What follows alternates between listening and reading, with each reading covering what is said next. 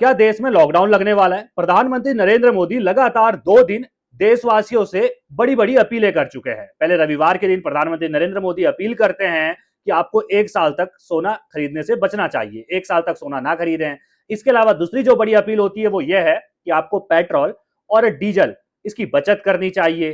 तीसरी जो अपील थी वो ये है कि आप जो घरों में खाने में इस्तेमाल करते हैं तेल का, उस तेल का भी कम इस्तेमाल कीजिए। इसके अलावा प्रधानमंत्री मोदी ने और अपील की, उन्होंने कहा कि विदेश यात्रा से आप बचें। कुल मिलाकर देखा जाए, जो मैंने 4 आपको अपीलें बताई, ये सब अलग अलग सेक्टर से है। यानी कि तेल, पेट्रोल डीजल अलग सेक्टर से आ जाता है, सोना अलग सेक्टर से आ जाता है, घर में इस्तेमाल होने वाला तेल जो जिससे हम खाना बनाते हैं वो अलग चीज है, इसके अलावा विदेश की यात्रा वो अलग चीज है। लेकिन इन सब चीजें जो है वो जुड़ी हुई है एक चीज से, वो है विदेशी मुद्रा। इन सब चीजों में अगर हमें इस्तेमाल करना है तो उसके लिए हमें विदेशी मुद्रा खर्च करनी पड़ती है। प्रधानमंत्री नरेंद्र मोदी के पीछे जो अपील है, इसके पीछे क्या सच है, इसके बारे में थोड़ा सा चर्चा करने वाले हैं। देश में लॉकडाउन नहीं लगने वाला है। इसके अलावा चर्चा इस रिपोर्ट में यह भी करने वाले हैं कि अब वक्त आ चुका है कि भारत को भी ना ईरान के खिलाफ खड़ा होना चाहिए। क्या हमें भी अमेरिका का साथ देना चाहिए? क्योंकि जिस तरीके से ईरान अड़ंगा डालकर बैठा हुआ है, हॉर्मुज का रास्ता अभी भी नहीं खुला है और पूरी दुनिया संकट में है। जब पूरी दुनिया संकट में है तो भारत भी इस संकट से अछूता नहीं है। भारत पर भी संकट के जो है बादल मंडराए हुए हैं। भले अभी हमारे पास पर्याप्त मात्रा में तेल, गैस, सब चीज है। लगातार पेट्रोलियम मंत्रालय जो है वो प्रेस कॉन्फ्रेंस हर दिन करता है और जानकारी देता है कि सब कुछ है, लेकिन कब तक रहेगा? एक दिन तो खत्म होगा और हॉर्मुज का रास्ता भी खुल नहीं रहा है। अंकित अवस्थी एक उन्होंने पॉडकास्ट किया है, उस पॉडकास्ट को देखने के बाद मुझे लगा इस पर चर्चा करनी चाहिए कि वास्तव में अब हमें जो है वो ईरान के खिलाफ खड़ा होना चाहिए। क्योंकि अगर यही हालात रहे तो प्रधानमंत्री नरेंद्र मोदी की जो अपील है, उन्होंने कोरोना का जो जिक्र किया है, इसके अलावा उन्होंने कहा है कि वर्क फ्रॉम होम का उन्होंने जिक्र किया, उन्होंने कहा कि हम पहले वीडियो कॉन्फ्रेंसिंग के जरिए आदत हमारी बन गई थी, फिर से हमें उसी आदत में जो है ढलना पड़ सकता है। प्रधानमंत्री नरेंद्र मोदी की सबसे पहले चर्चा जो अपील है उसी पर चर्चा कर लेते हैं थोड़ा सा। तो प्रधानमंत्री मोदी ने क्या कुछ अपीलें की मैंने आपको बताया। इन सबका मतलब क्या होता है? इन सबका मतलब एक ही चीज से, वो है विदेशी मुद्रा। चाहे आप सोना देखें, वो हम विदेश से खरीदते हैं, चाहे आप तेल देखें, पेट्रोल, डीजल, गैस, कुछ भी देख लीजिए, सब कुछ हम विदेश से खरीदते हैं। खाने में इस्तेमाल होने वाला तेल वो भी हम विदेश से खरीदते हैं, और विदेश की यात्रा पर जाते हैं तो वो तो हम विदेश जाते ही जाते हैं। इन सारी चीजों में अगर हम भाई बाहर से कुछ खरीद रहे हैं या बाहर घूमने जा रहे हैं तो वहां भारत का रुपया तो चलता नहीं है। वहां चलता क्या है? वहां विदेशी मुद्रा चलती है। यानी कि सबसे अधिक अगर हम कुछ भी व्यापार करते हैं तो डॉलर में जो है वो व्यापार होता है। कुछ भी खरीदे, कुछ भी बेचे, डॉलर में होता है। चाहे हमें सोना खरीद रहे हैं तब भी हमें डॉलर देना है, हम तेल खरीद रहे हैं तब भी हमें डॉलर देना है, हम जो है घर में इस्तेमाल होने वाला तेल खरीद रहे हैं तब भी हमें डॉलर देना है। कुल मिलाकर देखा जाए तो प्रधानमंत्री नरेंद्र मोदी की अपील इसलिए है कि भाई हमें विदेशी मुद्रा जो है वो बचानी है, विदेशी मुद्रा बचाकर रखनी है, क्योंकि आने वाला समय बहुत खतरनाक हो सकता है। क्योंकि हॉर्मुज अभी भी बंद है, डोनाल्ड ट्रंप जो है वो हॉर्मुज का रास्ता नहीं खुला पाए हैं, हालांकि उन्होंने अपने 3 जहाज जरूर गुजारे हैं। तो प्रधानमंत्री नरेंद्र मोदी की अपील पर हर भारतवासी को गौर करना चाहिए, अमल करना चाहिए। और वास्तविकता में प्रधानमंत्री नरेंद्र मोदी ने जिस तरीके से कहा है कि असली देशभक्ति सिर्फ और सिर्फ जान देना नहीं होता है, असली देशभक्ति देश के लिए कुछ करना होता है। और देश के लिए अगर आपको आपके मन में कुछ करने का है तो जो प्रधानमंत्री मोदी की अपील है, इनको आपको मानना चाहिए। आपको सोना खरीदने से बचना चाहिए 1 साल के लिए। ऐसा नहीं है कि 1 साल के बाद सोने का दाम गिर जाएगा, ऐसा नहीं है, लेकिन अभी हमको विदेशी मुद्रा बचानी है। अगर आप सोना खरीदेंगे तो सरकार को बाहर से सोना खरीदना पड़ेगा। आप तो भाई रुपये में पैसा दे रहे हैं ना, लेकिन भारत जो है बाहर से खरीदेगा तो डॉलर में देना पड़ेगा वहां पर, और डॉलर देकर खरीदेगा, हमारी विदेशी मुद्रा जो है वो खत्म होती चली जाएगी। इसलिए हमने थंब में भी लिखा हुआ है, क्या भारत का खजाना खाली हो रहा है? प्रधानमंत्री नरेंद्र मोदी ने एक और बात बोली थी, वो बात ये थी कि भाई हमारे देश में किसानों के लिए जो खाद, फर्टिलाइजर जो इस्तेमाल करते हैं किसान, उसको भी आधा करना चाहिए। आधा जो है गोबर ओबर से भी जो है हमारे किसान खाद का इस्तेमाल कर लेते हैं, जमीन को उपजाऊ बना लेते हैं, तो आधा हमें उस पर जो है फोकस करना चाहिए। तो प्रधानमंत्री नरेंद्र मोदी ने सीधे तौर पर यह बताया है कि जो भाई पूरे देश भर में, यानी कि पूरी दुनिया भर में, हम कहेंगे दुनिया भर में, एक फर्टिलाइजर बोरे की कीमत करीब 3,000 है, और हम अभी भी 300 रुपए में किसान को उपलब्ध करा रहे हैं। यानी कि बोझ तो जो है सरकार अपने ऊपर ले रही है ताकि आम लोगों पर बोझ ना बने। ऐसा ही हाल तेलों का भी है कि भाई जब दुनिया संकट में है तो पूरे देशों में जो है, हर देश में लगभग आप देखेंगे तेल की कीमतें बढ़ रही हैं। अमेरिका भी इससे अछूता नहीं है। जब युद्ध शुरू होने से पहले अमेरिका में गैलन के हिसाब से तेल मिलता है, ऐसे अपने वहां लीटर के हिसाब से मिलता है, वहां गैलन के हिसाब से मिलता है। करीब 3.7 लीटर एक गैलन में आता है, वो $3 प्रति गैलन था, और अभी मौजूदा समय में $4 के ऊपर जा चुका है एक गैलन। यानी कि अमेरिका भी इससे अछूता नहीं है। लेकिन भारत में तेल के दाम नहीं बढ़े हैं, सरकार अपने ऊपर बोझ लेकर चल रही है, आपसे सिर्फ अपील कर रही है, और आपको इस अपील पर सरकार का साथ देना चाहिए। अब दूसरे मुद्दे पर आते हैं, क्या हमें ईरान का साथ देने का वक्त आ चुका है? क्योंकि डोनाल्ड ट्रंप मुझे लगता है कहीं ना कहीं हॉर्मुज पर अकेले पड़ चुके हैं। हॉर्मुज का रास्ता जो है पहले ईरान ने बंद किया था, अब अमेरिका ने भी बंद कर दिया है। यानी कि नाकेबंदी अमेरिका ने की है, अब ईरान का भी कोई जहाज वहां से नहीं जा सकता। जब ईरान ने बंद किया था उस वक्त पर दुनिया भर के जहाज बंद थे, लेकिन ईरान के तो जा रहे थे, चीन या जहां भी अपना माल भेज रहा था वहां जा रहे थे।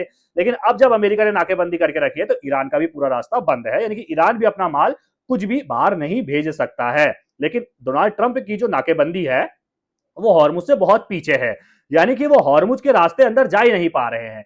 एक तरीके से डोनाल्ड ट्रंप ने एक ऑपरेशन का भी ऐलान किया, ऑपरेशन फ्रीडम। इस ऑपरेशन का मतलब यह था कि हॉर्मुज के उस पार यानी कि खाड़ी देशों में, चाहे आप सऊदी अरब की बात करें, कतर की बात करें, वहां जो जहाज 28 फरवरी से पहले या तो माल लेने गए थे या फिर माल पहुंचाने गए थे वो वहीं फंसे हुए हैं।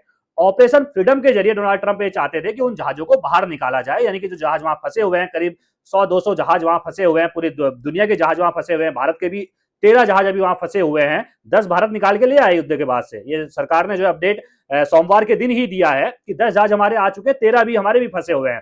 तो उन जहाजों को निकालने के लिए डोनाल्ड ट्रंप ने कहा ऑपरेशन फ्रीडम में चलाता हूं, और दुनिया को भी साथ आने के लिए कहा कि भाई जिसका जहाज वहां फंसा है हमारे साथ आइए। लेकिन कोई साथ नहीं आता है, और जब कोई साथ नहीं आता है डोनाल्ड ट्रंप चिढ़ जाते हैं। यहां तक कि सऊदी अरब जो भाई बुरी तरीके से, आप चाहे जितने भी कंट्रीज को देख लीजिए, खाड़ी के देशों को जिनका तेल बिकता था, वो सब परेशान हैं, तो भाई वो भी साथ नहीं आते हैं।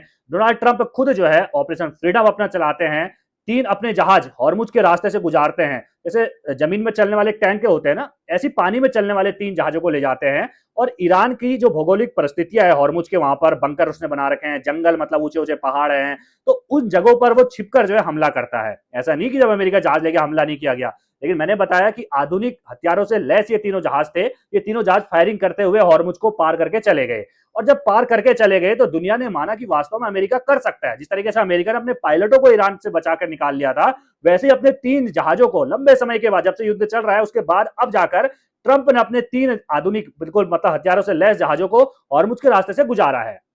उसके बाद सऊदी अरब ने कहा है कि आप कर सकते हो ट्रंप जी, आप कर सकते हो। जब आप कर सकते हो तो फिर हम आपको अपना जो हेलीपैड है हथियारों के इस्तेमाल के लिए, हम आपको अपना हेलीपैड देने के लिए तैयार हैं। तो इसका मतलब ये होता है कि युद्ध अभी लंबा चलेगा। अब यहां पर मैं इसलिए भी कह रहा हूं कि ईरान का साथ हमें छोड़ना चाहिए, ट्रंप का साथ देना चाहिए, क्योंकि ईरान, भाई आप में से कुछ लोग ये भी कहेंगे कि ईरान ने अपना खोया भी तो बहुत कुछ है, लेकिन खोया है तो गलती तो ईरान की है ना। कौन कह रहा था कि बार बार नारेबाजी तुम अमेरिका के खिलाफ लगाओ? कौन कह रहा है कि आप परमाणु हथियार बनाओ? खाड़ी देशों में आपसे अमीर अमीर देश हैं, उनको कोई परमाणु हथियार की नहीं बनी हुई है। अमेरिका के साथ मिलकर अच्छा खासा व्यापार कर रहे हैं, अपना पैसा अपनी अर्थव्यवस्था बढ़ा रहे हैं। बहुत अमीर अमीर देश पड़े, यूएई को देख लो, सऊदी को देख लो, कतर को देख लो, सब अमीर देश ही तो है ना। ट्रंप को भर भर के पैसा भी देते, अपना भी कमा रहे हैं, मौज ले रहे हैं, कोई जरूरत ही नहीं है उनको भाई साहब की हमें परमाणु हथियार चाहिए। लेकिन ईरान अपनी सेना अलग बना के चल रहा है, इन खाड़ी देशों से अलग चल रहा है, लगातार डोनाल्ड ट्रंप को धमकी दे रहा है कि भाई ट्रंप नरक में जाएंगे, ये कर लूंगा वो कर लूंगा। तो तुमने खुद ये लड़ाई मोल ली है ना भाई, तो दुनिया को संकट में क्यों डाल रहे हो? सबसे बड़ा सवाल यह है।